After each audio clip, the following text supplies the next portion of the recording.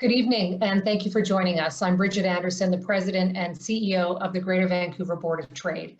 Welcome to our Company of Young Professionals webinar focused on the importance of having a digital footprint during uncertain times. The magnitude of the COVID-19 pandemic is unprecedented, negatively impacting the economics and financial stability of most industries, and numerous businesses have had to lay off employees. If there was ever a time for young professionals to focus on having a strong professional and personal brand, it would be now. We encourage you to take part in today's discussion. You just need to go to slido.com and enter the code CYPDigital to enter your question. Now, before we start, and especially in these challenging times, we want to thank our long-standing CYP sponsors. They include BCIT, CPA BC, and Red Truck, and our preferred media partner, Daily Hive. Now tonight we're joined by Sarah Patidar and Joel Hansen. Sarah has built and run two successful PR agencies where she worked with top brands and companies including Rio Tinto, Toyota, Ford, Seventh Generation, and Starbucks. Sarah serves as an instructor at SFU for the PR certificate program and at UBC for the digital communication program. And Joel is a business development manager at the Skidmore Group and a LinkedIn youth editor. At LinkedIn, he's produced content on an individual and corporate level that has garnered more than 20 million views, with some stories gaining more than 1 million impressions alone. Sarah, I'm going to let you kick things off first by sharing tips on how to improve your digital footprint, and then we'll pass it over to Joel to speak on digital marketing and some personal branding, and then we'll get to some questions and answers. So Sarah and Joel, welcome, and Sarah, off to you. Thank you. Thanks, Bridget, and thank you for having me. So I'm going to be sharing a couple of things over the next couple of minutes. Firstly, just to kick off, a bit of a state of the union. What are the trends that we're seeing on social media, on digital platforms, and what do they tell us? What can we learn from them? Social media's use has gone up by 40% since March of 2020, and we've seen that trend continue through April as well. Average screen time has increased by 18%, which equates to more than 5 hours a day. And you know, this means that digital platforms are currently the most viable options for communication, visibility, engagement, and we really don't see any sign of that stopping. So there truly has never been a better time to assess your digital footprint and decide how you can make an impact and accomplish your goals via digital channels and for many people, this may be for the first time ever. Next slide, please.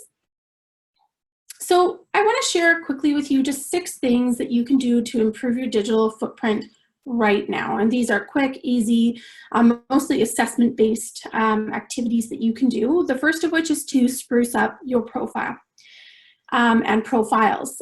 So re-look at your profiles on all channels and pay attention in particular to your profile photo, as well as your headline and summary on LinkedIn specifically. So, you know, where we used to see people delineate personal and professional use across channels, we may see that shake up a little bit and see an increased use of channels like Instagram for professional reasons. And so you really want to reassess whether or not the images and content that you're putting forward to represent yourself still relate to the message that you want to convey about yourself. The second thing that you can do is to reassess channel use. So there's been a massive surge in LinkedIn, and so we're really recommending that you look at that as your #1 option, but also, you know, don't discount the use of Instagram and other channels as well. The third tip that we're providing is to embrace video. So video and long form content are both really powerful right now, both in terms of increasing your chances of visibility and engagement. And on LinkedIn, right now, users are 20 times more likely to share your content if it is video. So it's pretty powerful. Long form is also very powerful as well and can contribute to your SEO ranks. So don't forget and don't hesitate to really dig into a topic and put forward some long form content. Our fourth tip is to share your expertise. Think about, you know, oftentimes with change comes the chance to reassess, reinvent, and dig into topics that maybe you didn't have time to get to. So what do you want your niche to be? What are the opinions and expertise that you can offer and put forward? Finding that and taking that leap and building the confidence to start sharing your opinions, and using the time that you have now to do that can be a really fantastic thing. Fifthly, keep it real. So a lot of times, particularly, if you look at the summary section on a lot of profiles on LinkedIn, you see them just sort of stuffed with professional accolades and jargon. And what we think is a real opportunity is to switch from that type of narrative into more of a storytelling narrative, sharing your personal experiences, even if they are vulnerable, and being as real and authentic as you can. And then I think being a source of positivity within the community as well. There's a shortage of negative content right now, and so I think people really are looking for those rays of light and rays of positivity where possible. And lastly, be a part of the conversation. Things are changing daily, and there's never been more opportunity to jump into conversation and to participate. And so, if it was a matter of you haven't really been that active, but you're sort of thinking about it, just commenting and sharing your opinion and participating in conversation can be a great way to sort of kick that off. Next slide, please. So just finally, just wanted to point out a couple of things that you should not be doing. Along with the tips, there are a few things that I think are important to note here. First is exploding hashtags. So before posting, consider whether or not the information that you're about to share is relevant and helpful for your followers, for your customers, for your community, and really resist the temptation to just hop on that hashtag bandwagon. Obviously, spreading misinformation. Right now, with the pace at which information is coming at us, it's more important than ever that we all remain diligent in ensuring that our sources are trustworthy before sharing on social. And then quickly, reviewing any content that you may have previously planned on posting or scheduled in to make sure that it's still authentic, that it's still relevant, and that it's not going to end up making you seem insensitive or inconsiderate of the situation. So that's it for me. Those are just some quick tips and thoughts to get you started. I'm going to pass it off to Joel Hansen now to share some of his valuable insight. Perfect. Thanks for the handoff. I'm going to be spending my time just explaining a bit about LinkedIn and why I think it's a great opportunity for everyone listening on this webinar.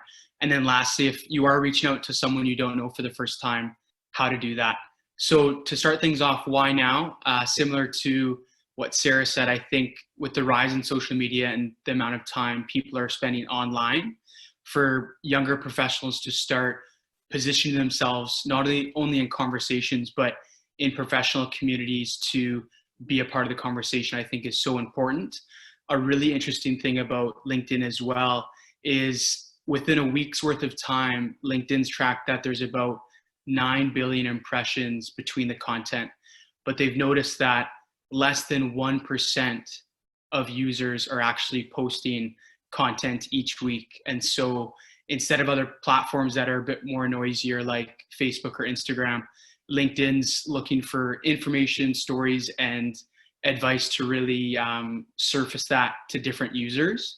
And so if you can start building habits and start taking advantage of what you've learned as a student or as a professional, it's a great way to start kind of getting in that sort of habit as you continue your career. So coming into the 5 tips to maximize your time. Firstly, I'd say be active. Like any relationship or anyone in your network, you're going to remember someone that shows up regularly and kind of contributes to the conversation.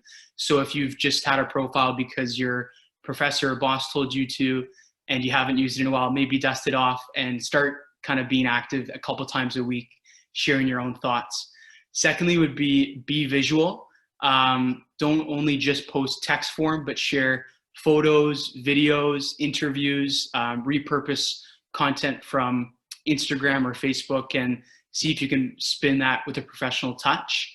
And that also kind of builds up, I think, a solid kind of brand positioning for who you are.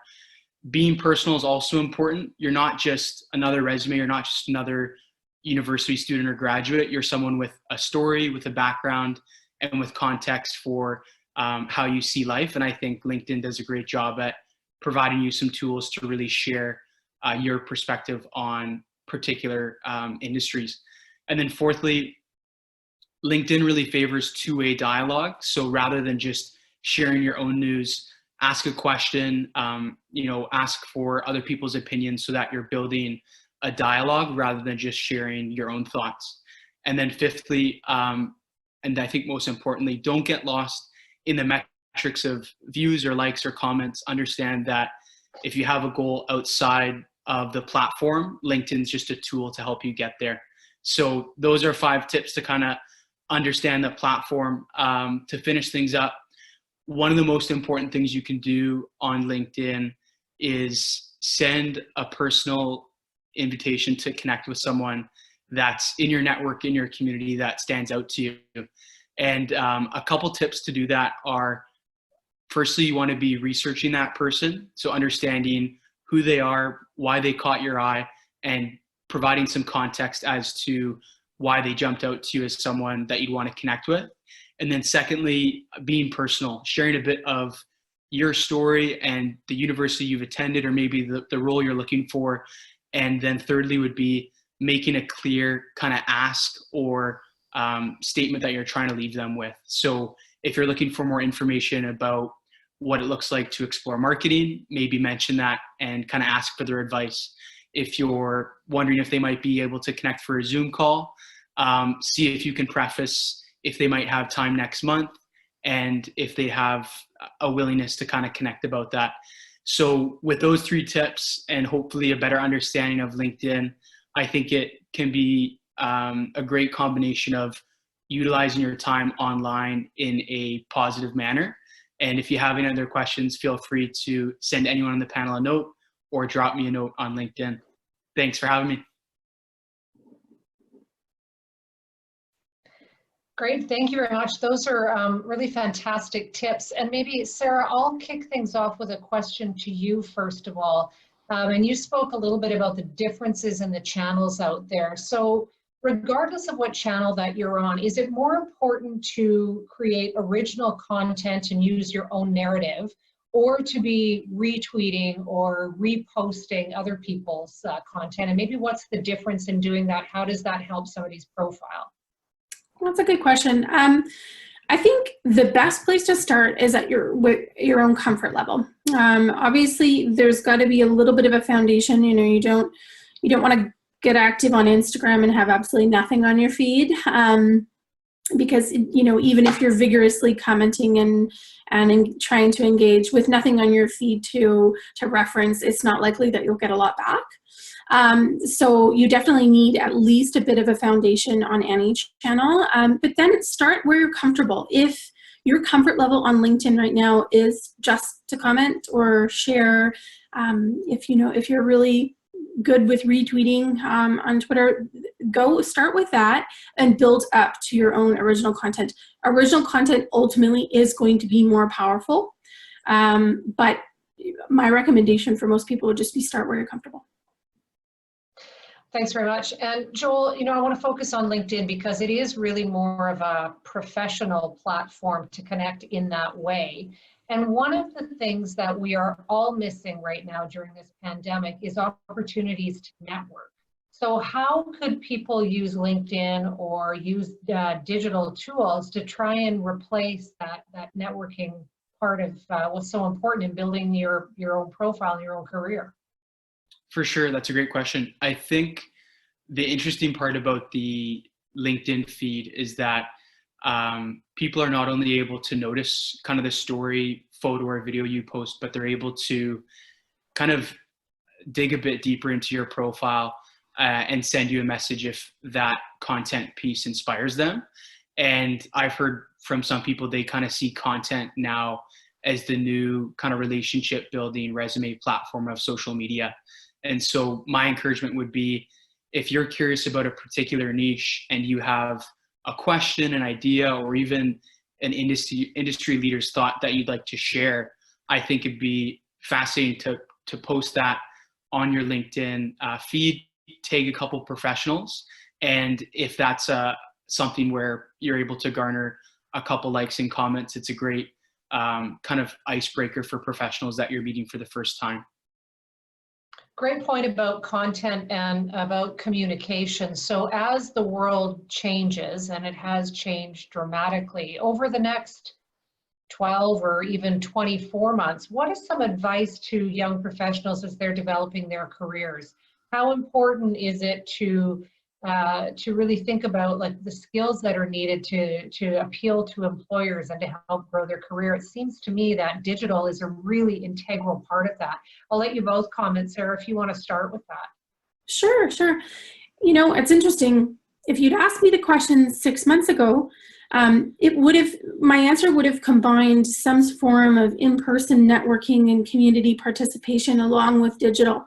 And now that we're in a situation where that in-person contact isn't going to be as possible, we can look at that one of two ways. We can look at it as a negative and sort of mourn the loss of the handshaking opportunities, but we can also look at the incredible platforms that exist today that are not cutting off all opportunity for young professionals. I really think that as the months tick by, we're going to see incredible innovation in transforming digital and online events into more personal, interactive experiences. You know, it's one of those things where we all know that person that's out at every event. Well, the same can be said for the LinkedIn feed right now. There are people that are really harnessing the power of their presence on LinkedIn, and they are staying top of mind. And I think there's a lot that all professionals, young or seasoned, can learn from that. Joel, feel free to weigh in. Yeah, I would definitely agree with that. I think in terms of that handshake, you know, kind of having a pause right now, I think I would challenge everyone on this call to kind of think on that question of what you think you want your digital handshake to be, whether that's a content series, whether that's interviewing leaders, or even just sharing once a week what you're learning working remote. And I think maybe we might not be able to have coffee or shake someone's hand for a while, but I think with the rise in social media, the ability to be creative and share your own thoughts, as well as just amplify kind of optimism in your own world, I think the sky's the limit. And so I encourage you to dig down into what topic you're passionate about and figure out what kind of new digital handshake you'd like to be noticed for, so that when you're sitting at an interview and the person asks, hey, how did you use your time while working remote? Or did you start any new initiatives? I think that'd be a great time to say, this is what I've done. That's great. And it also shows the positive side of social media, which we spend a lot of time focused on the negative. So it's good to kind of highlight what the positive attributes are of all the social media platforms out there. Let's take a look at some of the questions now that we've got coming in on slido.com. And we'll start here at the top. So how can you know what is good content to share? I think one of the question here is around, journal articles, other posts, et cetera, but it really occurs to me the amount of misinformation that is out there right now around the pandemic. How can you be sure that what you're sharing is accurate and it's factual? Either of you can jump in there if you like. Yeah, I touched on this in my initial remarks, and I think this is a really poignant question because we absolutely do all have the responsibility now to post from trustworthy sources. So I think the first and foremost thing that you can do is to look at the source. And that extends right through to content from other LinkedIn users or other social users. So just because somebody posted something and it's getting a lot of traction doesn't mean that we shouldn't still dig in and make sure that it's coming from a legitimate source. Joel, I know even with some of the posts that I've seen on my social media feeds that I think it's incumbent upon people to take a moment to research, is this a good platform? Is this good information? And to do the fact check. I mean, how easy is it to do some of those fact checks when you read some crazy information out there making some big claims or something? Yeah, I think it's a great point where you should definitely be checking a couple different sources. And if you hear someone share a particular topic, even just checking their profile to say, hey, do they have an executive role in the industry? Have they been peer reviewed? Are they a published writer? Things like that, I think you're able to do a quick check into the profile. And then secondly would be ensuring that if you are resharing or engaging with that you're just professional about it. So if you don't, trust the content source, or you don't know a lot about the topic, maybe that's just something you don't engage with, and that's what you have to do responsibly. Joel, I'm going to get you to answer this question from Arnold. Should people be writing articles or making posts on LinkedIn? And I myself had that same question probably about a year or 18 months ago, as I was trying to figure out what the difference is too. Definitely. It's a great question. I think depending on what your goal is outside of LinkedIn, the things that are doing best in terms of organic reach are the short form posts on the feed. The longer form articles don't necessarily resonate with our short term attention span these days, right? With TikTok on the rise and everything that's going on, it's hard to sit down and read an 800-word article. But with that same breath, I think if you're looking to develop stronger SEO, you're looking to be kind of positioned in an industry and catch someone's eye that's going to be willing to read that long form, definitely go for that. And then the third point I'd say would be, if you do have a longer form piece of content, I encourage you to see how you can pull certain things from it to share a shorter point, maybe later that week.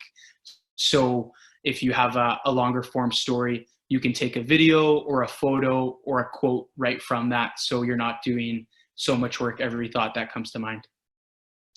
Sarah, a question here from Logan. How do you find your voice as a young professional? Thinking of the imposter syndrome. And Logan, so the imposter syndrome doesn't go away whether you're a young professional or somebody of my age. It's always there. I couldn't agree more. I think my sort of number one tip there would be to stay humble.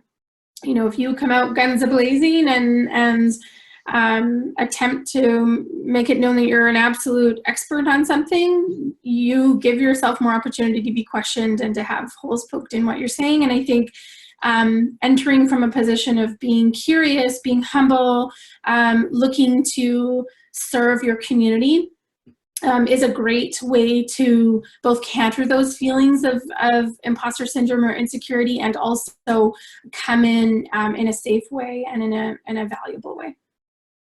And I think regardless of whether you are a young professional or you are somebody who is more experienced, I think that authenticity is most important as you're establishing trust and becoming a real credible source of information online. So just be who you are and be genuine. Okay, so I'm going to let Joel, how about you tackle this one from Logan? Do you have any specific resources for developing video content or long form content? Actually, both of you could answer this. Joel, if you want to kick it off, that'd be great. Yeah, I think take a look at your own life and even in your own circle of friends, and look at who the content producers, so to speak, are that you mention in conversation, and see if you can kind of pick apart certain ways that they tell a story or that they deliver the video that you can reverse engineer and do similarly. And you can definitely kind of credit them for that, so you're not stealing it at all. But I think some of the best ideas are the ones that inspire us personally. And I think if you can kind of turn that on its head and try and approach things from a similar matter, I'd encourage doing that. And then in terms of the tactical approach for LinkedIn, videos that are under 2 minutes typically do best on the platform. If it's going to be longer form, people typically go to YouTube or maybe a different kind of video streaming service. So if you can keep it short and if you can hook them in the first 10 seconds, those are some great tactical advice.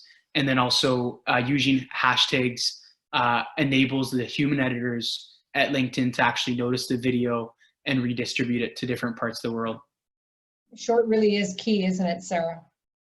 Absolutely, and I think that you can counter your desire to tell a story or to deepen your level of expertise on something by looking at developing a series. So rather than one long video, a series of shorter videos that tell a bit of a story and that belong together can can be really great. And it also allows you to stretch out the amount of time that you are able to distribute that content. That's one of the things that I like about long form, is the opportunity to repurpose and to redistribute content, use it a few times so that it's not just a post that you can use on LinkedIn, but you can also repurpose for your website or your blog or elsewhere. You know, and when you're looking at resourcing and limited time, that's something to factor in.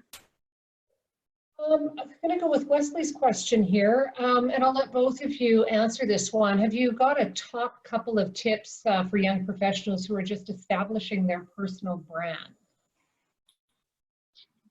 Sarah, do you want to? I'll get you to. Sure. Yeah. Yeah. I'm going to riff off of something that you said earlier, Bridget, which is to start from a place of authenticity.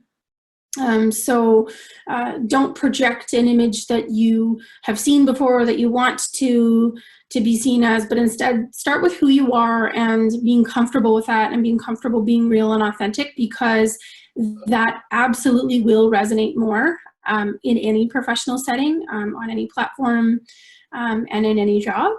And then my second piece of advice would be, and it's advice that I've tried to follow throughout my career, start from a place of looking at not what you can get from others in developing your brand or furthering your career, but start from a place of what can you give, what can you offer to others, and coming at it from that angle really opens up all kinds of opportunities, and I think really helps round out personal brand. Joel, do you have anything to add there? Yeah, those are great points. I think I would add on, if you can define a one sentence kind of purpose statement of what your personal brand stands for, so that when someone says, hey, what does Wesley do? They can say, Wesley tells video stories, and they can know that. I think that's a reflection that they know your personal brand. The second one I think would be telling stories in a way that kind of reflect back to that personal statement. And then the third one, again, Sarah nailed it on the head. I think just think of the creative ways that you can just give and provide value to others, so that you're facilitating a community where you're giving back and not taking. We've got a few questions here that are all sort of in that similar vein about connecting with people you've never met. So what are best practices on that, and how do you do that? I mean, what context do you need to provide, and what's the best way to reach out? And we'll start with LinkedIn. Joel, if you want to answer that one. Yeah, definitely. Like anything in life, context or a relationship referral is the best way to start. So if you know someone in your friend or family network, even one of your university profs, mentioning, hey, can you provide an introduction to Bridget? I hear she's doing amazing things at the Board of Trade, and just wanted to send her an email about a couple questions. And then I'd say having case studies or stories that speak to you online that they can quickly Google builds that trust process a lot quicker. Whether that's your LinkedIn content or an event you've kind of attended or spoken at, those things build that relationship before you've ever reached out. And so you want to build up those assets before making that ask if you can. We have time for one more question. I'm going to get both of you to answer this question because I think it's a great one. And I'm going to really maybe refocus the question slightly. So it's from Wesley there, and it's talking, the question is about the most impactful decisions that you've made as you're developing your digital presence. So what has really worked for you, and what has been of the largest benefit? And Sarah, I'll let you start with that. Well, for me, my career and building agencies have really, my sort of professional network in terms of both employees, clients, and media contacts would not have been possible were it not for social media. And so I've really looked to channels like Twitter and now increasingly LinkedIn to foster that network, keep in touch with people, let them know that I appreciate the content that they're putting out, asking them questions. And, you know, it's provided that the ability to stay in touch without having to see people face to face, which can be a huge, that can require a huge amount of time. So I would say that, you know, fostering my network has probably contributed the most to impact on my career. And Joel, how about you? I have two. I would mention building a peer, I'd say, relationship group of maybe 5 to 10 people in a similar stage of life that have a similar goal, and make that an accountability group. I have kind of 10 friends that we're all trying to tell stories online or learn more about digital marketing. And when you can check in with those people once a week, it enables you to not only remember your goal, but kind of double down on why you made it initially. And then the second one would be fall in love with the process and don't worry about the results. Every artist in music has had songs that, you know, weren't a top single or they weren't a top hit, and they got that top hit because of that process of continual creation and getting in rhythm of what they love. And I think you should double down on finding out the rhythms and the processes that you love, rather than posting once and not having anyone say anything and kind of packing up and going home. You know, both of you, I think, make a very good and final point just about, I like the way that you said it, Sarah, about fostering that network, is that even though this is a digital experience, that it's really important to go back and not just to invite people to your network, but as you said too, Joel, to stay into regular contact with them, because we all develop these large groups on LinkedIn or on Twitter. And unless you stay in touch with them, you're not going to be top of mind for these folks. So really great advice. It was a lot of fun tonight. Thank you very much, Joel and Sarah. Really appreciate your insight. Thank you for having me. Thanks for having us. Thank you. And for those who are watching, if you'd like to see the webinar again, you can do so by visiting our website, or you can visit our YouTube channel as well, and it will be uploaded within the next 24 hours or so. Thanks very much for joining us tonight. It's been a real pleasure and a great conversation. Have yourselves a great evening.